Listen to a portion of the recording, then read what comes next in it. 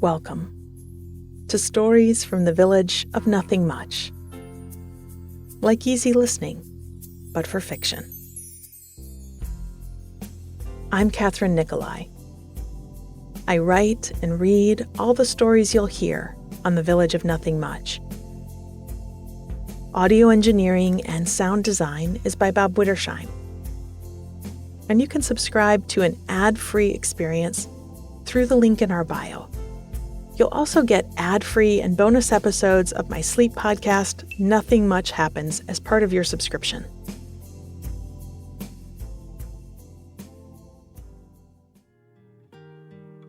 I have some favorite stories to share with you today. I'm so glad you're here. And we'll get right into them. I just want to remind you that these stories are sort of light on plot. I write conflict-free fiction, so no car chases today. If you enjoy the bits of books that are just describing life, I'm your girl. These are all family-friendly and focused on elevating small moments and things like community and kindness. So let's change into our cardigans, swap our shoes for the comfier ones, and head on into the village.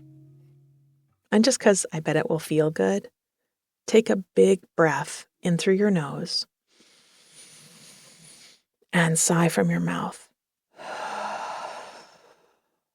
Again, breathe in. Let it go. Good. Our stories today are about some of the delights of late spring and early summer. I should say, if you're new here, that all of my stories take place in the same universe, and sometimes you'll recognize a narrator from a previous tale, or you'll hear some overlap of storylines. So we'll see a bit of that today. We'll start with the Lilac thief, as she pulls off a heist on a dusty country road. Then we'll step out onto the porch and enjoy the gloaming and strawberry moon. Finally, we'll revisit the reformed thief as she shares her favorite flowers in The Lilac Grower.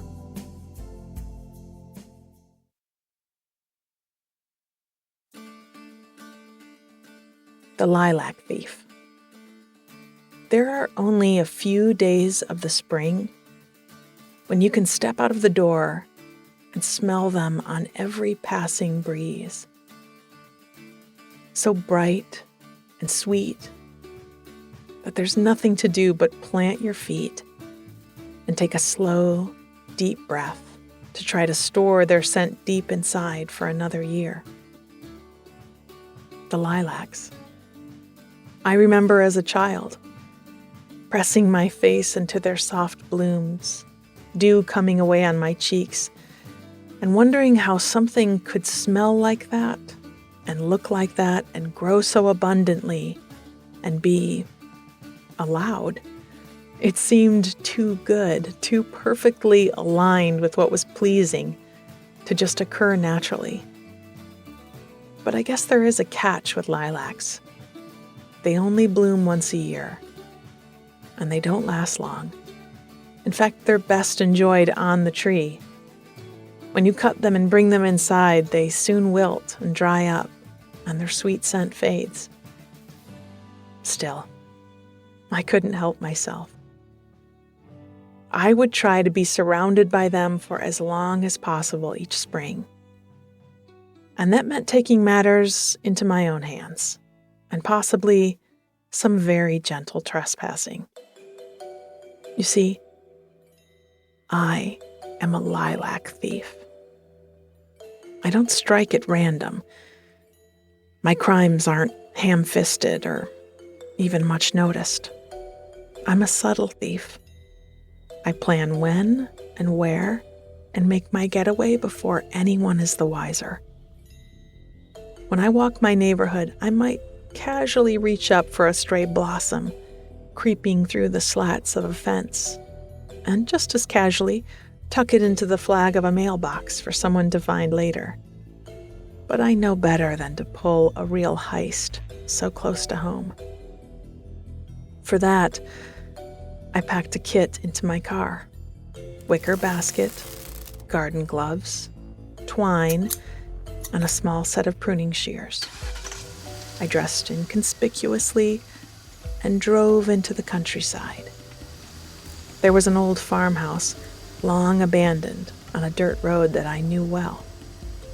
I'd cased the joint years ago and found the house reliably empty and the yard reliably full of lilac trees.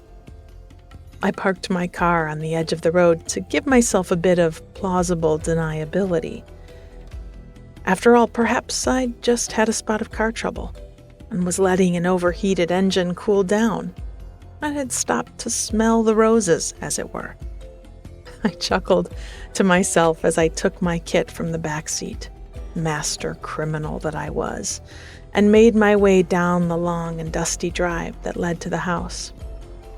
I stood with the sun on my face for a few moments and let my imagination spin a story about who might have lived here.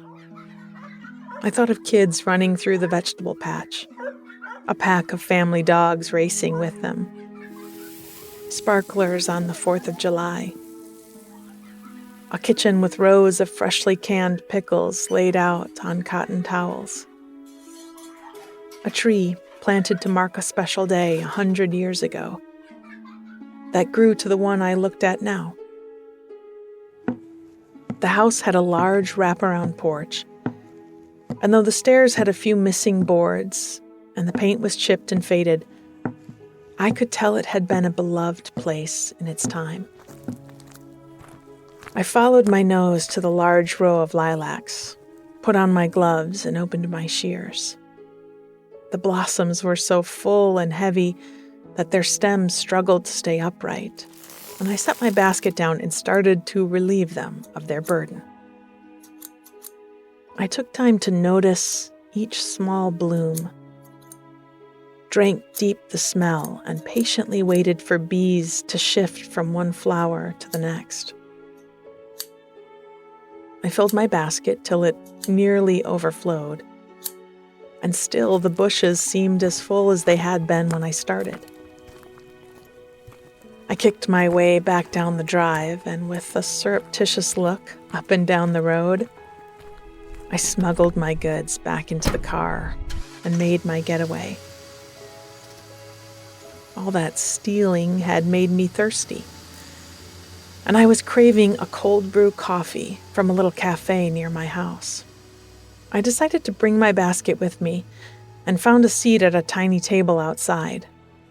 I ordered my iced coffee with a bit of coconut milk and set my basket on the seat beside me.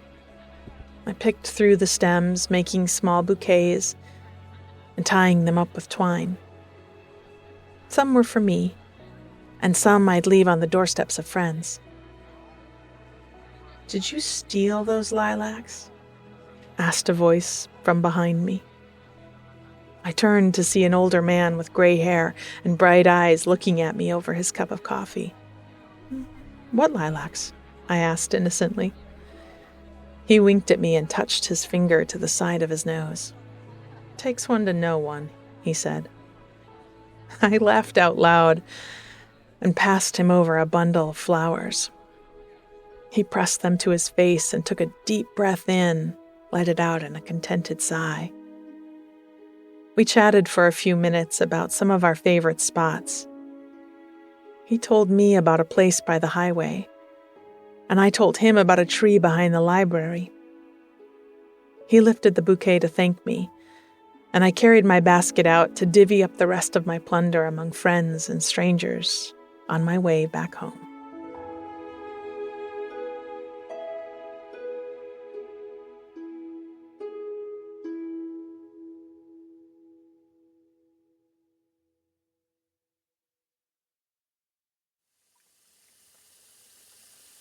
Strawberry Moon. I was getting ready for bed, padding around in my slippers and filling a glass with water at the sink, when I suddenly wanted to step outside one more time to feel the night air around me. I set my glass on the counter and went to the door and pushed it open. after months of feeling chilled at night, rushing to get under the covers and warm up. It felt like a dream to step onto the porch and be surrounded by soft air that met my skin like perfectly warmed water. I didn't need a sweater. As the breeze blew, it didn't chill my ears or neck. I was just comfortable. I walked to the edge of the porch and sat down on the top step in my pajamas, propping my elbows on my knees and my chin in my hands.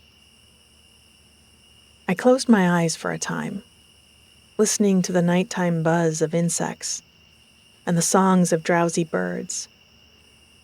It was dusk. The streetlights had come on, and the sky was that lovely purple that only lasts for a half hour or so before the full darkness sets in.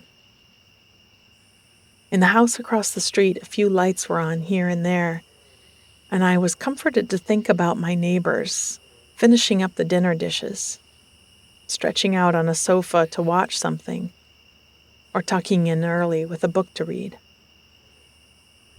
Farther down the street, I could hear a screen door banging, a dog barking, and children's voices as they came in after a long day of play.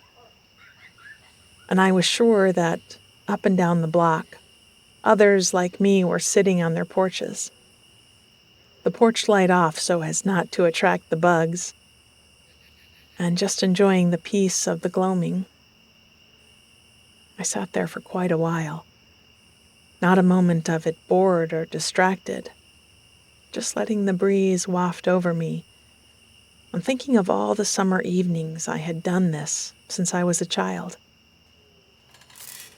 We'd had a swing on the front porch, and at least a few times a year I'd been allowed to drag my sleeping bag out onto it, along with a pillow from the bed, a flashlight, and a book. And though I rarely made it through the night before being chased in by mosquitoes or just wanting my own bed, I'd loved those little adventures and would beg to do it again the very next night. Finally, I felt my eyelids getting heavy, and I pushed myself up from the steps. I took one last long breath of the night air and looked up at the stars now bright above me. The neighborhood was quiet now, most of the houses with just a single light on. I stepped inside and locked the door behind me and shuffled back to the kitchen for my glass of water. Do you know those moments when water tastes so good? Well, that was now. I wondered if it was the half hour or so that I'd sat on the step. Had it cleared my palate, both literally and metaphorically? I did feel like a clean slate. I'd left a colander of strawberries in the sink after I'd rinsed them, and I brought my water glass with me to pick through them. When I buy a carton of strawberries in February, I almost always regret it. They come out tasting something like sour pink ice cubes, but these ones that I'd picked myself from the patch on my allotment smelled more like strawberries than those had ever even tasted. They were small, about the size of the end of my thumb, and they were soft and meant to be enjoyed as soon as they ripened. I took a bite, and it tasted so good, I nearly laughed aloud. Truly sweet and tender and melting in my mouth. I ate half the colander full right there, listening to the grandfather clock tick in the hall, and blissfully thinking of very little. Finally, I tipped the rest of the berries into a bowl and set them in the fridge for the next day, refilled my glass, and headed for the stairs. When I passed the big clock in the hall, I stopped, realizing that it probably needed to be wound. It was an 8-day clock, meaning the mainspring would lose power after 7 days and need to be wound on the 8th. That was a bit too much math for me, so I just wound it every Saturday night. I set my glass down on a shelf, and by the light of the street lamp shining through the window, I opened the lower door and took the small winding key from its peg. When I'd first found this old clock wedged into the back of the coat closet, I'd thought that the key was lost. But when I'd taken it into the horologist, she'd shown me how it was still safe in its keeping place, waiting to be put to work again.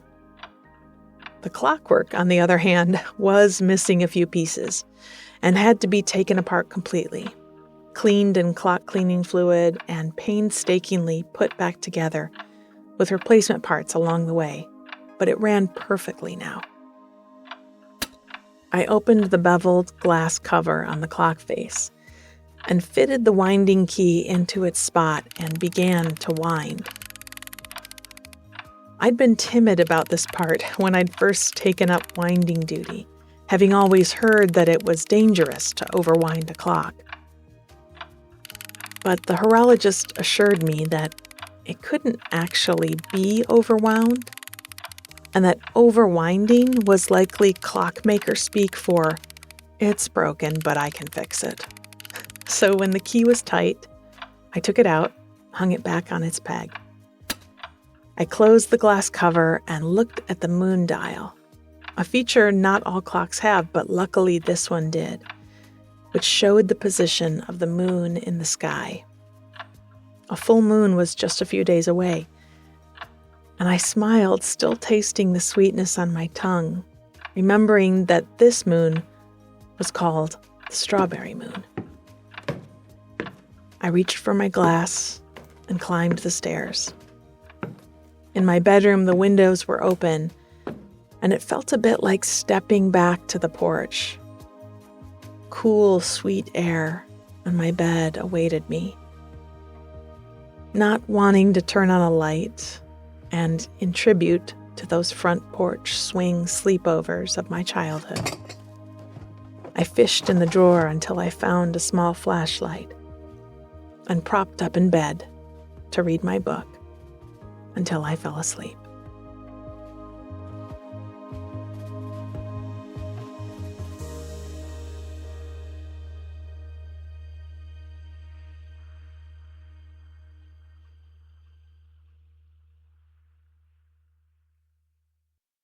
The Lilac Grower.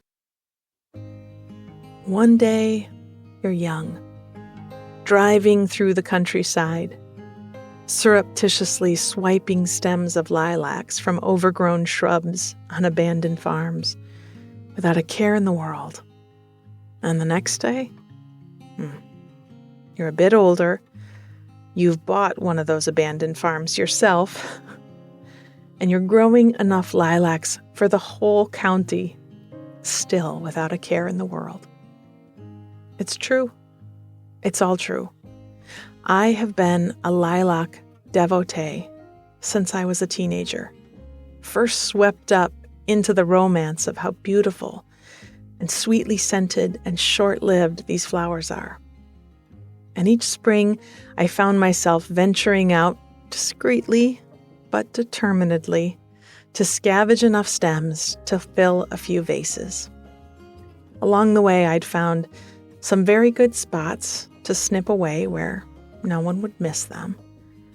I'd met a few other lilac thieves, and we'd shared our intel and love for the flowers. Then, one May Day, I'd been out on a caper at an old farmhouse that had long ago been abandoned. I'd just returned to my car on the dirt road beside the driveway and was about to tuck a full basket of lilacs and my pruning shears into the trunk when another car pulled up beside me. The jig was up. And I'd been caught, not red-handed, but sort of green-thumbed, I guessed.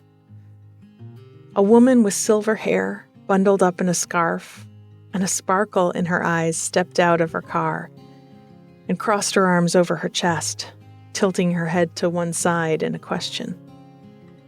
I tucked the basket and shears childishly behind my back and said, "Engine got, overheated." We stared at each other for a beat, Then both broke out into laughter. She walked over to admire the flowers and lifted a branch of the lilacs to her face and took a deep breath of the scent. There's nothing like them, is there? I agreed that there wasn't, and we got to talking. It turned out that she had grown up in this old farmhouse, and she invited me to walk through the yard with her. I apologized for thieving their lilacs, which she waved away, saying she was glad someone was getting some enjoyment from them. She hadn't seen the old place in decades, and we stopped here and there as she got caught up in memories and told me stories about her family. She pointed to a window high up on one side. That had been her room. In the yard, we found the remnants of a clothesline, the post still standing, but the cotton cord long ago dissolved by rain and weather. And she told me about hanging sheets out in the sun. Their vegetable garden, while overgrown and no longer fitting within its old borders, had in some places replanted itself. There were tomato plants and a pumpkin vine growing, and we both imagined the deer and squirrels who must feast here each summer. The house had passed to her, but she lived far away now, had only driven back to see it one more time before arranging for it to be put up for sale. Unless, she said, turning to me, you might know of someone who'd be interested. Her eyes sparkled again, and I found myself dumbstruck by a thought I hadn't entertained before. I'd been coming to this old house for years, admiring the wide front porch and tall trees. In some ways, I already thought of myself as a caretaker, as I seemed to be the only one who ever walked the property, and had always harbored a fear that one day it would be sold and torn down.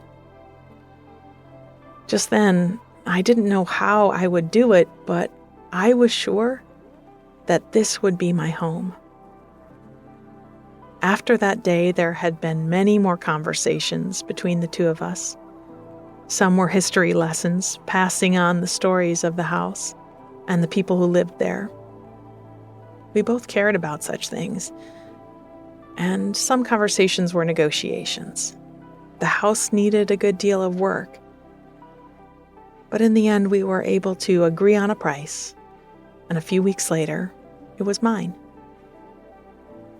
When the day came, I stood in the front yard with the keys in my hand, smiling up at the house. I no longer parked on the road, but proudly right on the cracked drive. The lilacs had faded by then. High summer was upon us, and the tall trees made a shady canopy that kept the house cool. I'd walked from room to room, overwhelmed at the feeling of having so much to myself, so much to make into whatever I wanted. The next few years had brought lots of hard work. The roof was repaired, a new kitchen fitted in, and the rotten boards torn out on the front porch to be replaced with sweet-smelling new ones. I spent one long summer painting everything, inside and out, finding paint in my hair and on every piece of clothing I owned, till I'd finally finished. The gardens had been edged and cleared and replanted.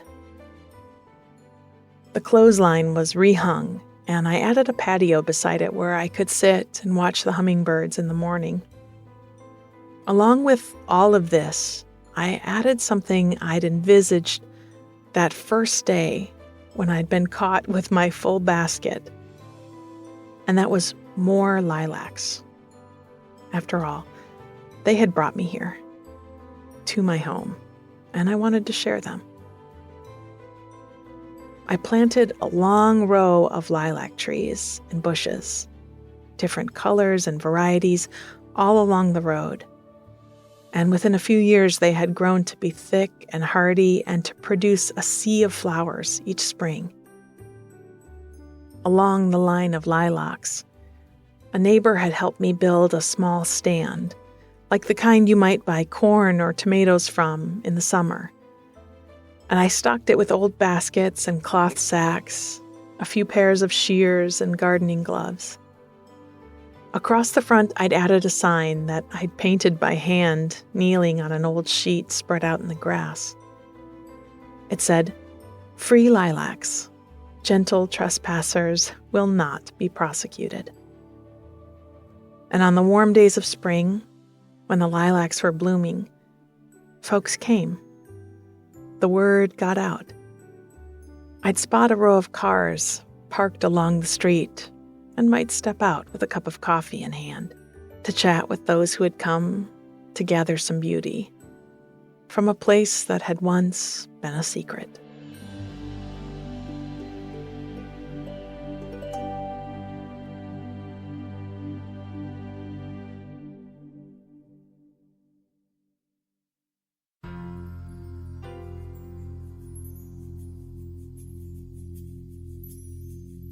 Thanks for spending this time with us in the village of nothing much.